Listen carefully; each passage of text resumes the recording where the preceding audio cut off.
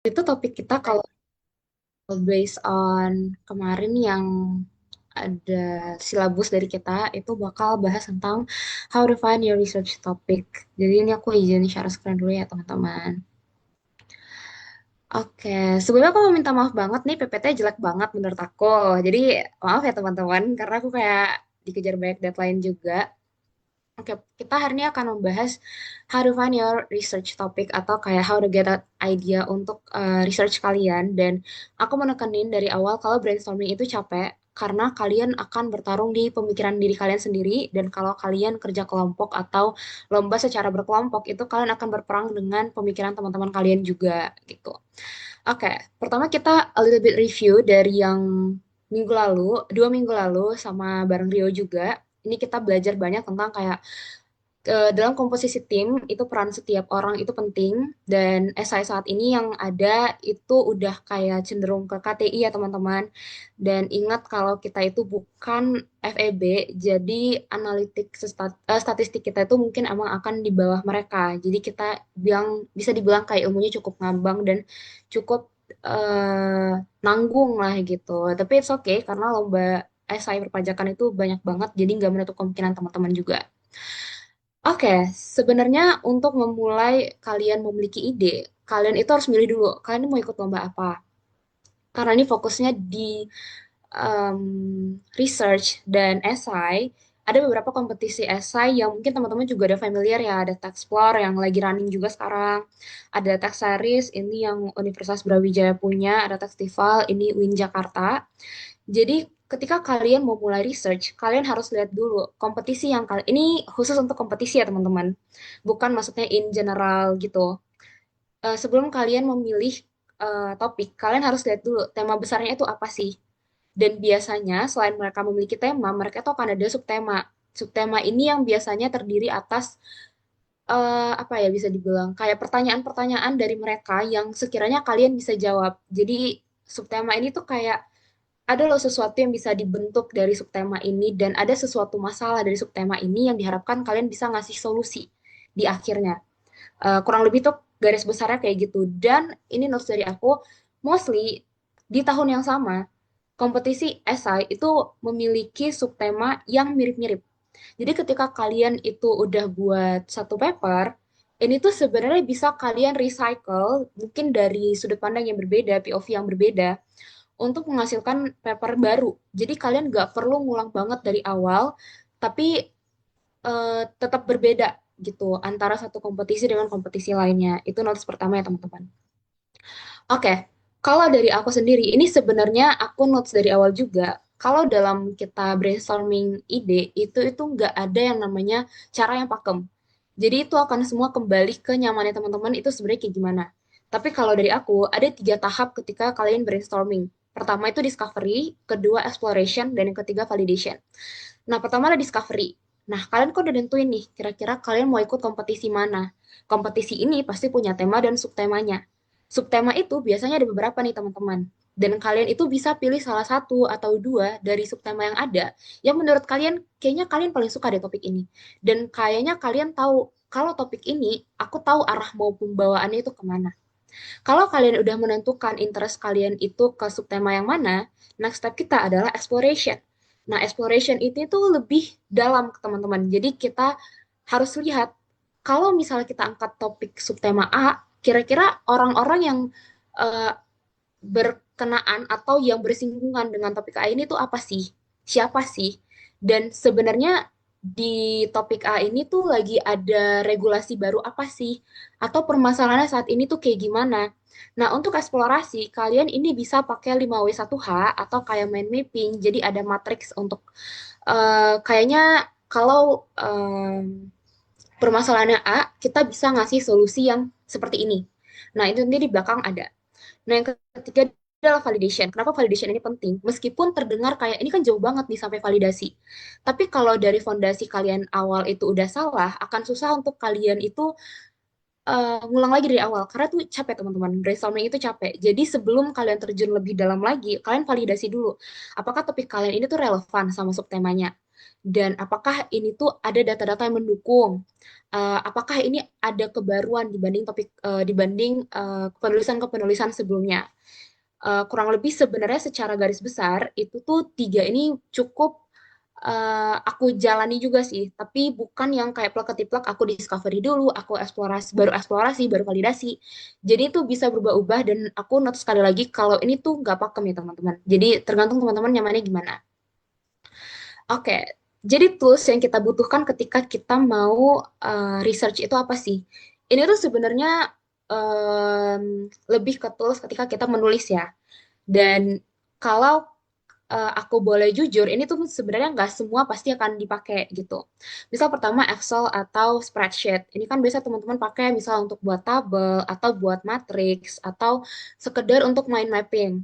Terus Google Scholar ini untuk teman-teman nyari em, publikasi-publikasi yang sekiranya relevan dengan subtema yang teman-teman pilih dan kayaknya membantu kalian untuk dive deeper gitu di topik tersebut. Kemudian ada DTC, pajak.com, ini untuk media-media news. Terus ada Jstor. Jstor ini juga kumpulan publikasi, ada Grammarly, ini untuk juga teman-teman bantu ketika translate sesuatu, karena pajak ini tuh banyak banget, apa ya bisa dibilang, bahasa Inggrisnya tuh nggak sesuai dengan yang bahasa Inggris umumnya gitu. Jadi teman-teman butuh nih yang namanya Grammarly. Kemudian ada Mendeley ini untuk sitasi. Yang terakhir adalah UI Library. Teman-teman harus bersyukur, teman-teman itu anak UI, jadi eh, literatur yang kalian bisa baca tuh banyak banget. Dan banyak banget dari jurnal-jurnal yang ternama yang kalau kalian gak anak UI, kalian tuh harus bayar. Jadi beruntunglah kalian gitu. Tapi sebelum mulai teman-teman, jangan lupa kita harus punya kopi. Karena research itu capek. Jadi jangan lupa siapin kopi ya teman-teman. Oke, sebelum kita memulai lebih dalam lagi, kita harus membaca secara luas semua berita-berita terkait subtema yang kita pilih. Kenapa kita harus baca secara luas? Supaya kita tahu sebenarnya sejauh ini, isu ini itu udah berkembang sejauh mana sih? Orang-orang itu lagi concernnya kemana sih? Jadi kita harus membaca banyak banget literatur, nggak tertutup hanya berita, hanya jurnal, hanya artikel, dan lain-lain. Kita itu harus belajar untuk apa ya bisa dibilang kayak menganalisa bukan hanya dari bacaan juga sebenarnya, analisalah dari sekeliling kalian juga kayak gimana gitu, supaya kalian ketika nanti pada saatnya harus membuat latar belakang itu udah tahu sebenarnya urgensi yang ada tuh apa sih, karena kalian udah stay updated sama yang terjadi saat ini. Jadi ini aku tekanin sekali lagi, kalau kalian mau menulis itu kalian nggak boleh nggak boleh malas namanya membaca, karena itu menurut aku satu kesatuan. Oke, pertama adalah kita harus understand the full stakeholder landscape. Kenapa ini penting? Karena seperti yang aku bilang di awal, kalau kita ikut lomba esai, itu pasti ada tema dan ada subtema. Subtema ini tuh akan berisi permasalahan dan akan berharap kita tuh memberi suatu solusi atas permasalahan yang ada. Tapi teman-teman harus notice, kalau solusi yang kita kasih itu nggak akan pernah 100% give an advantages untuk semua pihak. Jadi misal stakeholders itu ada Kemenkeu atau SDJP, ada misal topiknya tentang PPN PMSE, ada pelaku usaha PMSE, dan ada kita sebagai masyarakat. Nah, pemberlakuan PPN PMSE ini kan juga nggak serta-merta itu apa ya memberikan keuntungan ke pelaku usaha, nggak serta-merta memberikan keuntungan ke masyarakat. Jadi kita itu harus paham dulu dan lihat dulu sebenarnya ini tuh kepentingan siapa sih? Yang lagi kita ulik ini tuh bakal jadi kepentingan siapa? Nah, misal kita ini mau membahas tentang si PPN PMSE ini. Teman-teman harus ingat kalau DJP itu orientasinya pasti gimana supaya kita menambah penerimaan negara.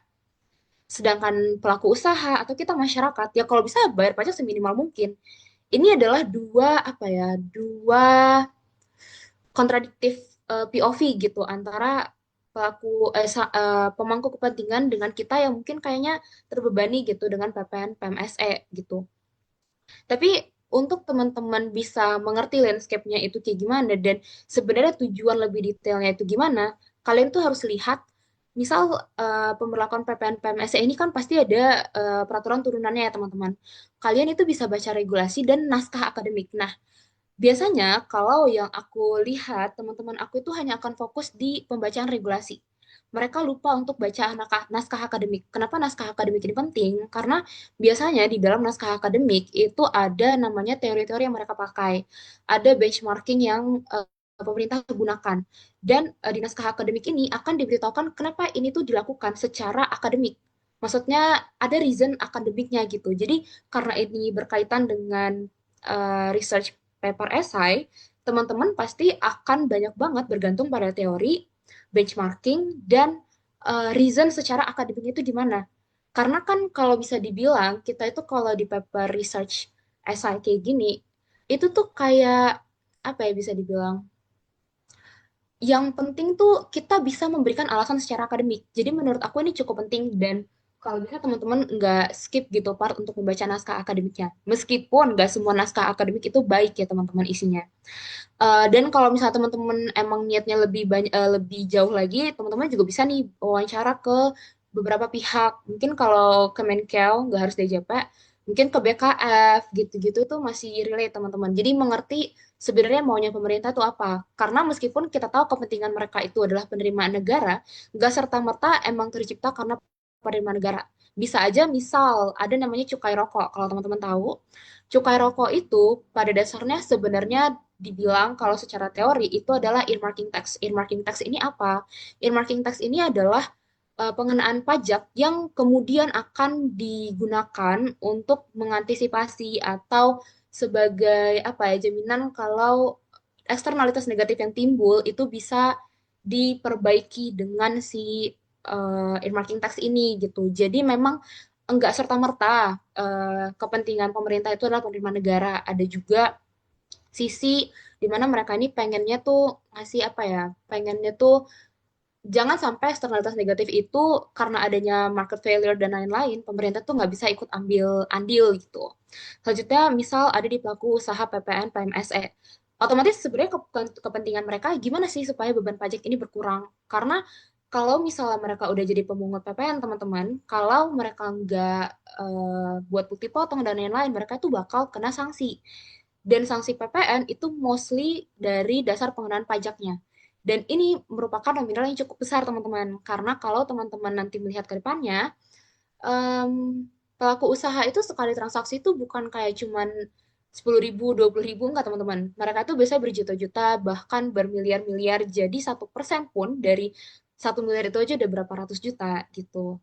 Jadi kalau misalnya kalian mau analitik lebih dalam, kalian tuh juga harus apa ya, juga harus belajar industrinya si PMS ini seperti apa gitu. Dan kalian kalau emang juga mau dive deep into ini, bisa untuk wawancara juga ke pelakunya kayak gimana. Terakhir adalah masyarakat.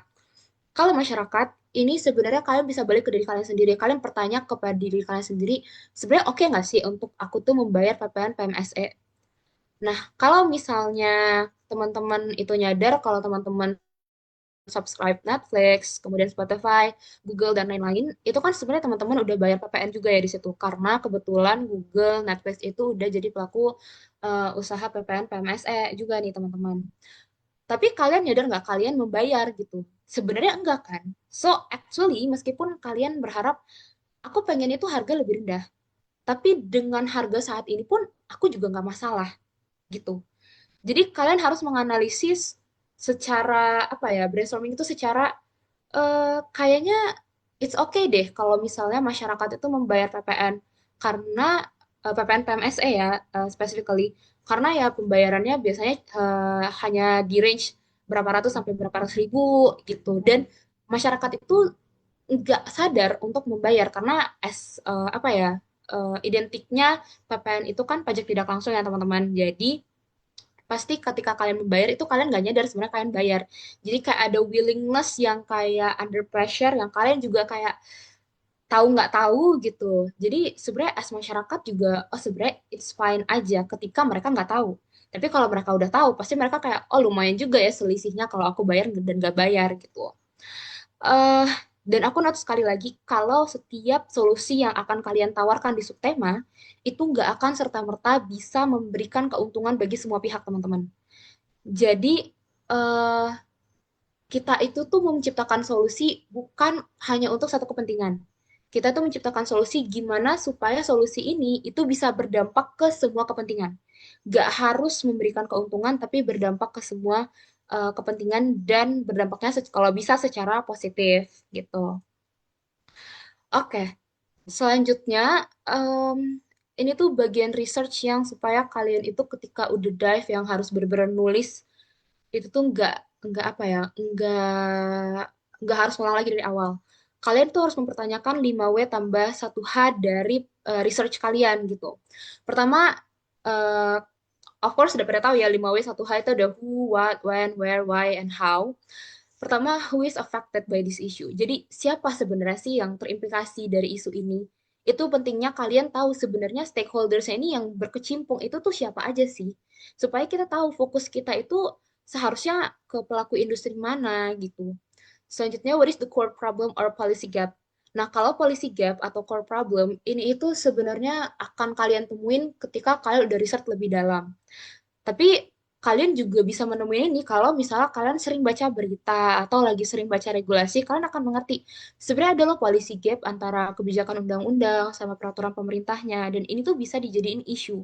Yang kalau kalian laki, isu ini tuh bisa kalian bawa sampai ke skripsi teman-teman. Jadi jangan malas untuk membaca karena sedikit banyaknya membaca itu akan membantu kalian dalam proses akademik juga di samping lomba-lomba. Kemudian when did this issue merge and is getting worse or better? Jadi kayak teman-teman harus lihat isu ini tuh berkembangnya kapan dan saat ini posisinya kayak gimana. Terus where does this issue take place? Apakah nasional, regional, atau global? Kalau misalnya teman notice, kalau nasional itu biasanya impactnya ke seluruh Indo doang, regional hanya di beberapa daerah. Kalau teman-teman tahu misalnya sekarang ini pedal jadi objek PBJT, nah itu termasuk salah satu isu yang ada di regional. Kemudian kalau secara global, kalau teman-teman tahu masalah COVID-19 kemarin, itu peraturan terjadi, maksudnya eh, regulasinya ada karena ya itu udah global gitu, karena udah jadi pandemi, bukan lagi endemi gitu. Selanjutnya, why is this problem important? Kenapa sih ini penting? Kenapa kalian harus bahas isu ini? Itu sebabnya kalian ketika brainstorming itu harus banyak banget baca yang namanya news.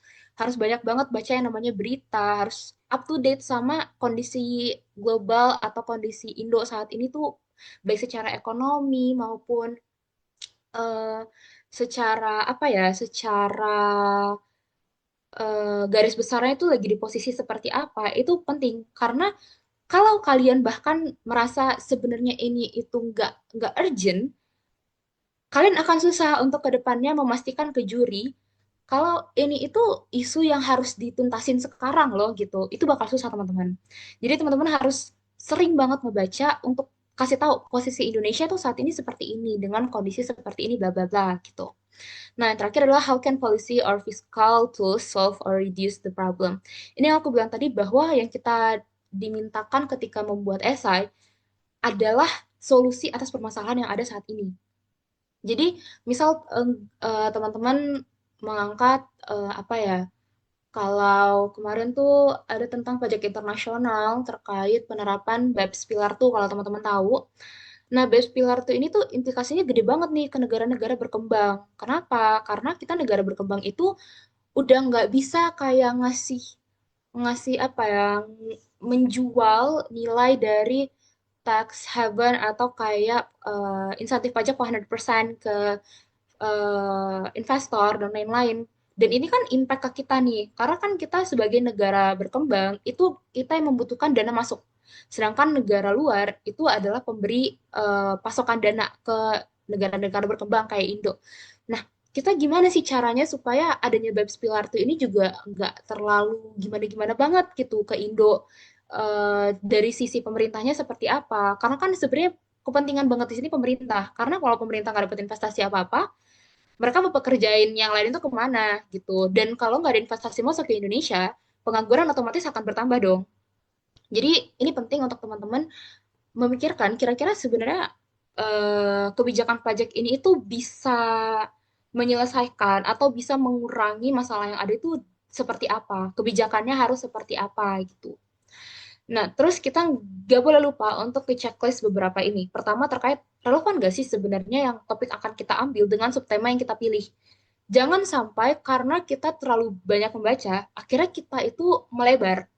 Seharusnya semakin banyak membaca, teman-teman itu harus bisa makin mengerucut, oh permasalahannya ini, isunya ini, pertanyaan masalahnya ini, dan solusinya itu bisa ke ini gitu. Jadi ada alur dan flow-nya gitu teman-teman. Jangan sampai karena terlalu banyak membaca, teman-teman tuh mau masukin semua yang teman-teman baca ke dalam ide teman-teman. It's okay sebenarnya dimasukin, tapi jadi pilihan aja teman-teman. Misal kayak, oh latar belakangnya A, kemudian ada latar belakang B, C, D, E, F. Kalau misal memang teman-teman bisa combine, it's nice. Tapi kalau nggak bisa, teman-teman harus pilih kira-kira dari latar belakang yang ada, urgensi yang benar-benar dibutuhin masyarakat saat ini itu apa. Dan dari latar belakang ini, kalian tahu gapnya itu di mana gitu. Jadi jangan sampai karena terlalu banyak latar belakang, gak ada satupun latar belakang yang kalian akhirnya bisa selesaikan. Nah, yang kedua adalah sumber data yang memadai. Nah, teman-teman, aku mau notes kalau misalnya sumber data ini tuh penting. Kenapa? Kalau sumber data itu nggak ada, kalian itu akan harus benar-benar effort banget. Apalagi kalau kalian kuantitatif, itu kalian harus effort banget ya, teman-teman, dalam pembuatan pertanyaannya, terus harus nyari responden dan lain-lain, itu benar-benar menguras energi. Kalau aku yang ngerasa itu menguras energi dan menguras pemikiran banget. Jadi sumber data ini tuh penting. Dan kalau sumber datanya itu memang menurut kalian itu nggak memadai dan dalam jangka waktu kan biasa lomba itu cuma kayak sebulan 2 bulan, kalian ngerasa ini nggak akan bisa tercover, langsung move untuk topik lainnya. Kenapa? Karena kalian akan banyak banget wasting time di sumber data. Kalau misalnya kalian dari awal udah notice ini kayak sumber datanya minim banget. Karena ini bukan pengerjaan skripsi yang 6 bulan, teman-teman. Ini biasa lama cuma sebulan 2 bulan dan itu tuh bentar banget. Kalau kalian udah menghabiskan setengah bulan hanya untuk mencari data, menurut aku itu wasting time banget karena masih banyak yang harus kalian kerjakan setelah penulisan. Nah, yang ketiga ini memiliki kebaruan. Nah, kalau kebaruan ini tuh sebenarnya opsional. Kebaruan itu tuh bisa dari kalian itu meninjau sesuatu dari asas yang berbeda dari literatur-literatur sebelumnya, atau kalian kebaruan dari lokasi lokus penelitiannya kalau kalian kuantitatif, atau kebaruan dari misal yang terakhir banget itu dilakuin penelitiannya tahun 2000, sekarang 2025, ya ini udah jauh banget, pasti dunia itu berkembang juga, ya it's okay, ini sebuah kebaruan. Jadi apakah harus ada kebaruan? Sebenarnya kalau untuk dalam perlombaan, ini tuh nggak sesuatu yang harus banget. Tapi pun kalian nggak memiliki kebaruan, maksudnya dari lokos dan lain-lain, kalian at least harus ada nilai perbedaannya dengan literatur-literatur sebelumnya, teman-teman. Jadi make sure ketika kalian lihat sumber-sumber rujukan-rujukan kalian yang sebelumnya, itu tuh ada loh perbedaannya dari, misal ketika nanti kalian membuat outline, pembahasan kalian itu berbeda. Sudut pandang kalian itu berbeda. Jadi kebaruan itu bukan serta-merta penelitian baru gitu. Yang keempat adalah argumen yang dibangun itu harus memiliki pendukungnya. Ini tuh penting, kenapa? Karena kita kan sampai saat ini masih mahasiswa dan kalau menurut aku seorang mahasiswa itu masih eh, bukan belum layak, tapi mungkin belum memiliki kapabilitas sebesar dan setinggi itu untuk berargumen tanpa ada argumen dari orang lain yang lebih ahli yang mendukung.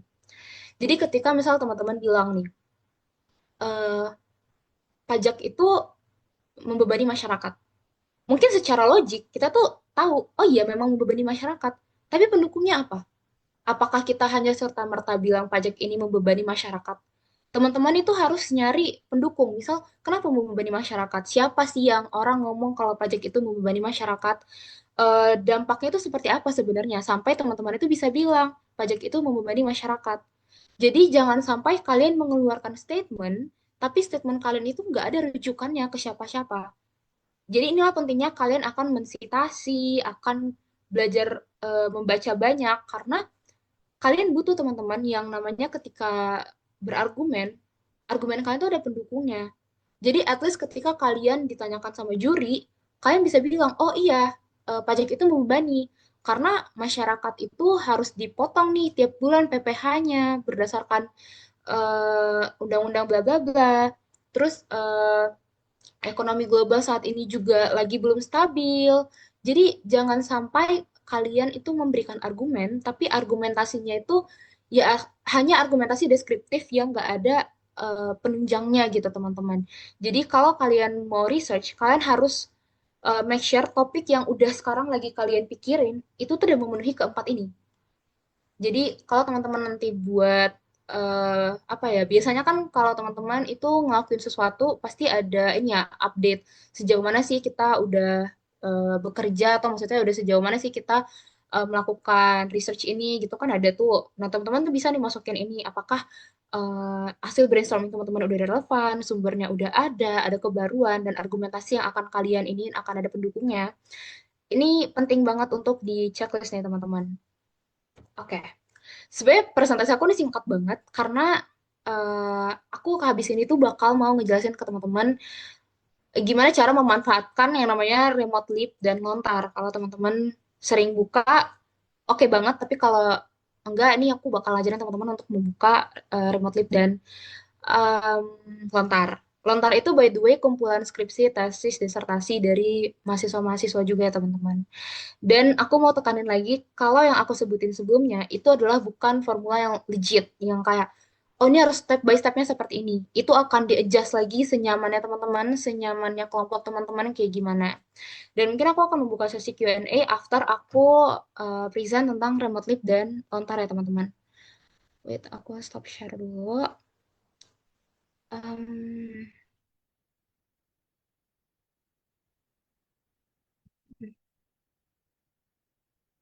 tapi aku percaya sih teman-teman harusnya udah sering ini ya, udah sering buka remote lib dan buka apa dan buka lontar. Oke, pertama paling ke remote dulu ya teman-teman. Nah, kalau misal teman-teman ini mau sambilan belajar juga, ini aku kirimin linknya by chat. Nah, kalau di remote lab ini tuh udah ada banyak banget resources yang sebenarnya ada beberapa yang udah di unsubscribe sama UI karena efisiensi mungkin ya. Jadi itu ada beberapa dan kalau misal untuk source home itu mostly biasanya di Gstore, POP dan lain-lain. Nah, misal kita mau buka nih Gstore, itu bakal banyak banget literatur ya teman-teman. Dan di titik kayak tahun 90 berapa, 80 berapa itu kayak masih ada di sini gitu. Misal teman-teman kayak cuman mau nyari value added tax hanya untuk mencari sebenarnya secara teori ini sebenarnya seperti apa sih gitu. Teman-teman tuh bisa buka JSTOR dan ketik aja keyword yang mau teman-teman cari. Bayangin ini 280.190 em, literatur. Nah, ini teman-teman bisa cari atau kayak bisa baca nih misal the value added tax and developing countries. Jadi kayak teman-teman bisa apa ya? Selain membaca berita, kalau berita aku trust lah teman-teman pasti semua udah baca berita dari TC, pajak.com, klik pajak, kumparan dan lain-lain itu banyak banget berseliweran. Aku udah percaya teman-teman pasti bisa kalau misalnya buka berita, kalian udah tahu isunya apa dan kalian mau dive deep into topik yang berkenaan, kalian bisa nyari di JSTOR.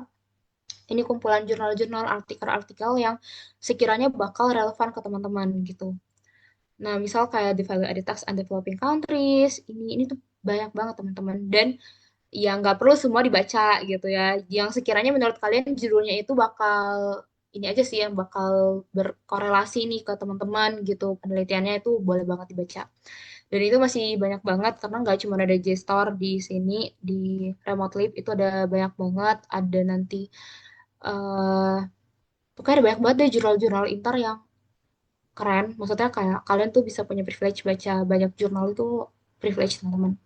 Nah, selanjutnya kita move to lontar ya. Kalau di lontar itu isinya adalah skripsi, disertasi, dan lain-lain.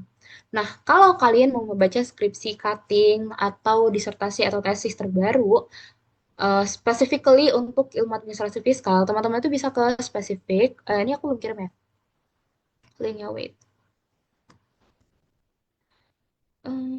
Karena biasanya skripsi cutting itu bisa membantu kita banget ketika kita ini ya, karena kan biasa cutting tuh kalau skripsi yang up to date banget. Jadi biasanya tuh bisa kalian jadiin atau kalian olah kayak, oh kakaknya tuh bahasnya dari sudut pandang ini nih, kita bisa nih ambil dari sudut pandang lain dan ini relevan dengan subtema dan lain-lain.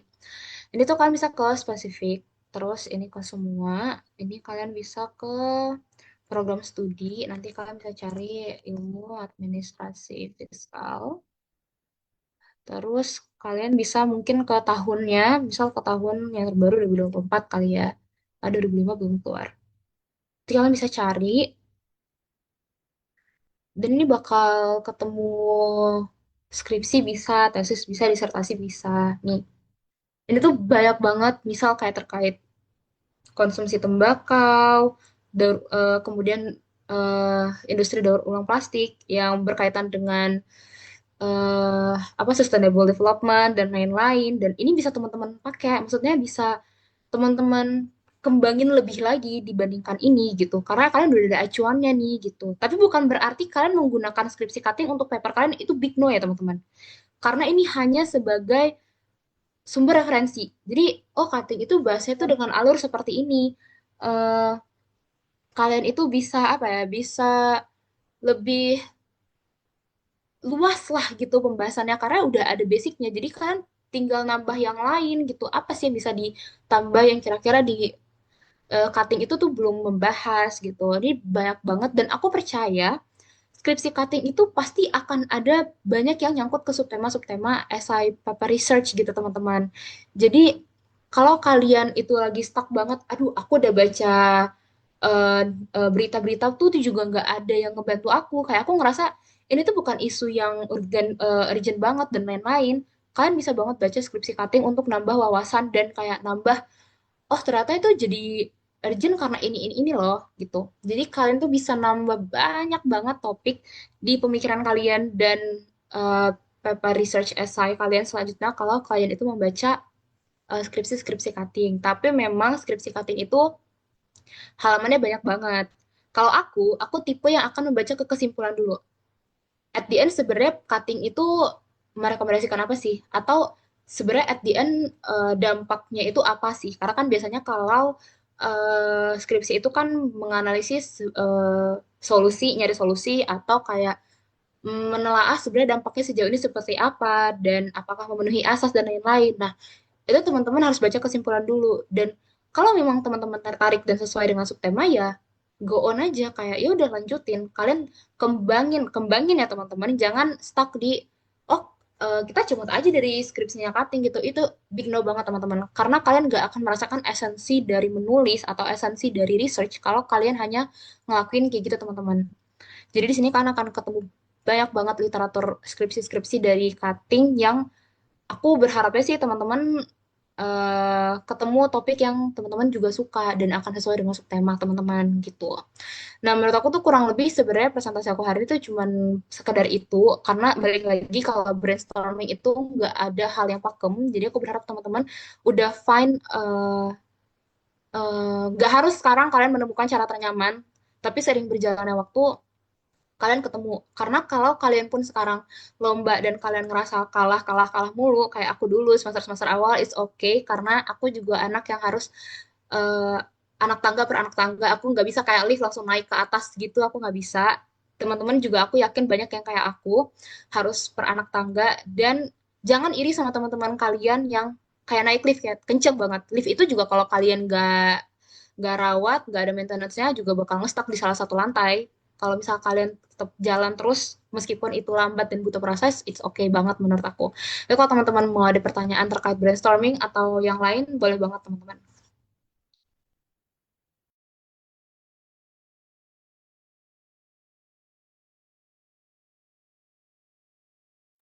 Oh iya, aku mau notes nih teman-teman. Aku lupa ngabarin. Kalau based on syllabus, ini ada tugas ya teman-teman.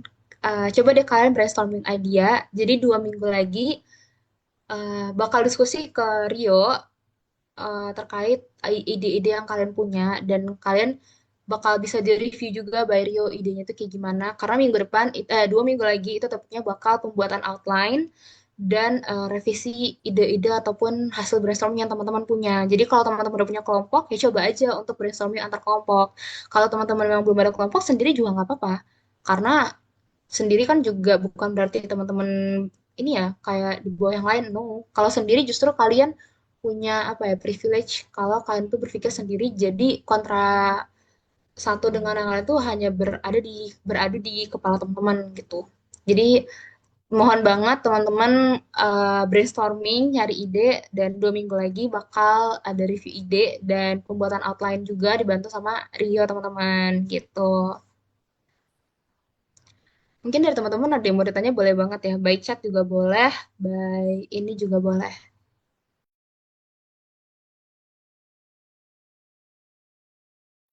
Untuk teman-teman yang ada pertanyaan dipersilakan ya.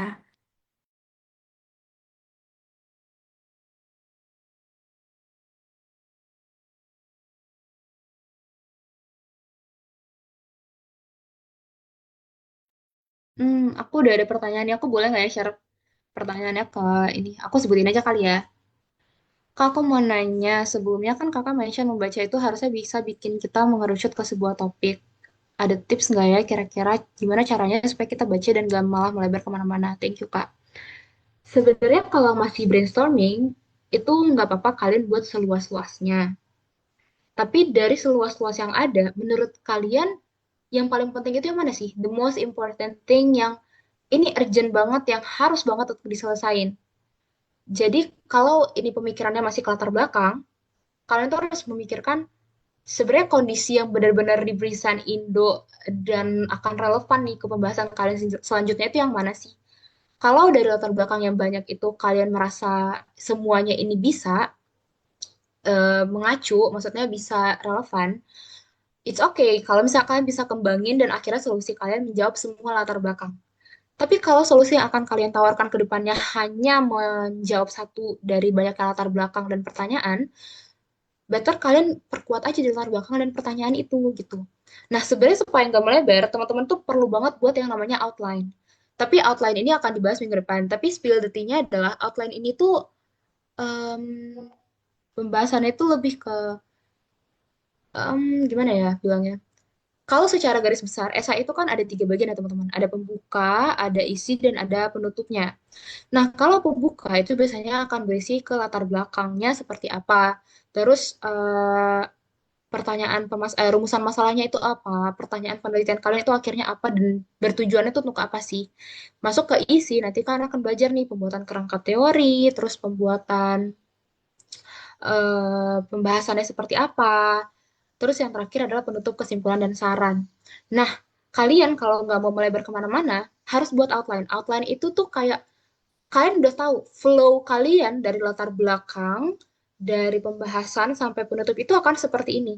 Jadi ketika kalian membaca pun, kalian udah tahu, ini tuh udah di luar banget nggak sih dari garis besar yang akan kita kerjakan. Maksudnya, misal kalian tuh mau bahas PPN PMSE, terus kalian baca nih tentang PPN, ternyata kalian membaca PPN-nya itu udah melebar sampai kayak PPN industri atas financial technology misalnya, itu kan udah cukup jauh ya sebenarnya.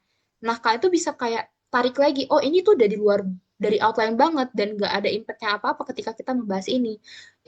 Oke lah kalau misalnya membahas fintech itu gara-gara oh transaksinya sama-sama secara elektronik nih, mau lihat secara industri itu seperti apa. It's okay, tapi kalau akhirnya itu menjadikan kalian PPN PMS ini harus sama dengan financial technology, itu artinya kan udah melebar banget teman-teman. Karena PPN, PMS sama financial technology itu dua hal yang cukup jauh gitu. Jadi kalau hanya untuk sekedar nyari referensi, oke, tapi kalian harus mengacu lagi ke outline yang udah kalian buat ke depannya. Kira-kira itu jauh banget nggak ya dari pembahasan? Dan apakah pembahasan ini tuh akan memberikan impact ke penulisan kita gitu. Kurang lebih gitu sih. Jadi jangan lupa buat outline karena outline itu penting biar kalian gak melebar-lebar. Tapi kalau mau pembuatan outline secara ininya di 2 minggu lagi kalian sama Rio bakal membahas cara pembuatan outline. Menjawab nggak ya? Eh, Oke, selanjutnya ada pertanyaan. Kamu mau tanya gimana caranya kita bisa mereduksi sumber bacaan jurnal dan seterusnya. Jadi tulisan kita sendiri, tapi substansi dan bahasanya itu tetap akademis. Biar nggak jatuhnya kayak kopas-kopas aja. Kadang sudah coba ditulis pakai bahasa sendiri, tapi kurang akademis. Jadi kayak masih terlalu sederhana. Oke. Sebenarnya teman-teman, kalian akan menemukan banyak banget bahasa yang akademis ketika kalian semakin banyak membaca. Kalau aku notes-nya itu kayak gitu. Karena perkembangan kepenulisan kalian akan bergantung ke perkembangan pembacaan kalian. Karena kalau membaca itu kan membuat otak berpikir dan ada banyak banget vocabulary atau kosakata yang baru. Jadi kalau misalnya teman-teman merasa, aduh ini kayaknya kurang akademis, teman-teman tuh bisa kayak nyari aja di Google sinonim dari ini tuh apa. Jadi nggak harus serta-merta kayak hmm, kalau mau secara simple banget nih teman-teman dan kayak prosesnya benar-benar singkat banget, teman-teman langsung aja ke ChatGPT kayak tolong ubah ini supaya terkesan lebih akademis gitu. Tapi itu nggak akan ngasih kalian esensi untuk belajar menulis itu.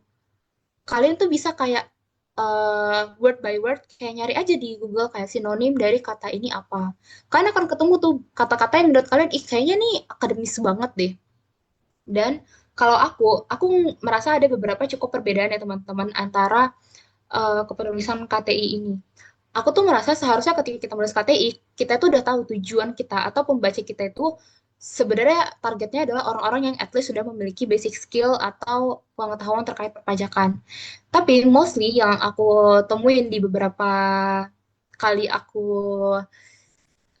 diajar atau dibekali kepenulisan gitu, orang itu selalu bilang kayak kalian itu harus membuat bahasa sesederhana mungkin supaya bisa dilihat masyarakat banyak dan dimengerti masyarakat banyak. Tapi karena ini lomba, aku tuh percaya jurinya seharusnya itu sudah memiliki basic skill. Jadi it's okay banget kalau teman-teman ngasih kata-kata yang akademis banget. Itu bisa dari pertama itu kalian cari sinonim word by word di Google atau kalau misalnya mau secara gampang tapi ya at the end kalian akan lupa bahasa itu karena kalian nggak ada prosesnya gitu. Ya kalian langsung aja ke ChatGPT gitu. Tapi aku nggak merekomendasikan untuk langsung ke ChatGPT ya teman-teman karena balik lagi belajar itu proses. Kalau kalian itu melewati proses yang seharusnya kalian lewati, at the end itu ilmu nggak akan kepake. Maksudnya ilmu kalian tuh nggak nambah dan ilmu yang kalian punya sekarang itu pun nggak akan berkembang dan nggak akan bisa kalian implementasikan kemana-mana. Jadi kalau aku biasanya aku akan nyari sinonim word by word atau uh, nyari apa literatur bahasa Inggris terus aku coba terjemahin dan apakah aku menemukan kata-kata yang menurut aku kayaknya nih bagus gitu ya udah dipakai gitu. Kurang lebih tuh kayak gitu sih. Menjawab nggak ya? Mm-mm.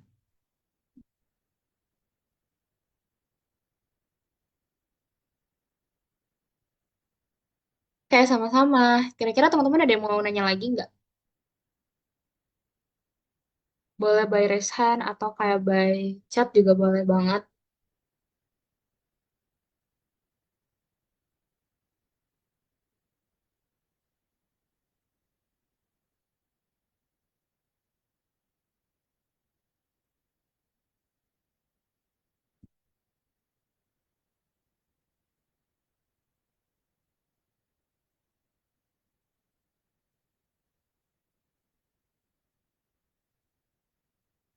Kalau belum ada, aku mau remind lagi ya teman-teman, jangan lupa buat idenya supaya 2 minggu lagi bisa review by Rio. Karena Rio tuh keren banget, jadi kalau teman-teman kayak nge-skip kelas sama Rio tuh kayak sayang banget sebenarnya. Jadi jangan lupa untuk join juga 2 minggu lagi supaya ide-ide kalian bisa direview, kalian bisa juga dibantu membuat outline dan lain-lain. Jadi itu privilege banget teman-teman.